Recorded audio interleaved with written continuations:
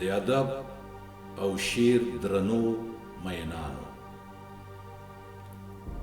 ښاغلی صدیق کاوون طوفاني هغه وتلی پیاوړی او نوښتګر لیکوال او شاعر دی چې په خپلو شعرونو کې داسې پښتني، افغاني او ملي افکار، تصورات او پیغامونه انځور کړي دي چې د هر با احساسه انسان په ذهن او زړه کې وطني، ملي او افغاني احساسات او عواطف راپاروي. ما د ښاغلي صدیق کاوون طوفاني یو خوندور او په زړه پورې شعر انتخاب کړی دی.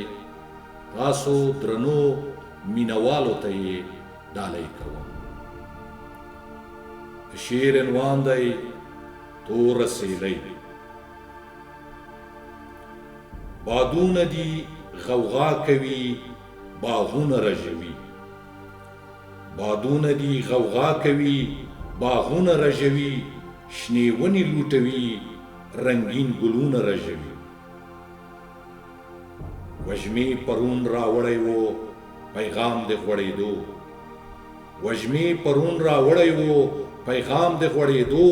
نن توره سیلۍ راغله، بهارونه رژوي.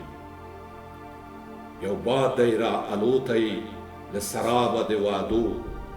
یو باد دی را الوتی له سرابه د وادو. په شونډو د جانان مې ځوابونه رژوي. د حسن له جلوې نه یې زاهد نه دی خبر. د حسن له جلوې نه یې زاهد نه دی خبر. سجدې پیکه کوي او ایمانونه رژوي. راووت له مسجده شو دیره په خرابات. راووت له مسجده شو دیره په خرابات. د خم په پښو کې رغړي ثوابونه رژوي. نه ویره له سکروټو او نه تنده د کوثر. نه ویره له سکروټو او نه تنده د کوثر. ملا د تخت له پاسه خمارونه رژوي. ښکاریږي چې تش یاد یې هم په ما نه دی پیرزو. ښکاریږي چې تش یاد یې هم په ما نه دی پیرزو. رقیب مې د جانان کوڅه کې پلونه رژوي. د سترګو په اسمان کې بیا ستوري شول رابر. د سترګو په اسمان کې بیا ستوري شول رابر.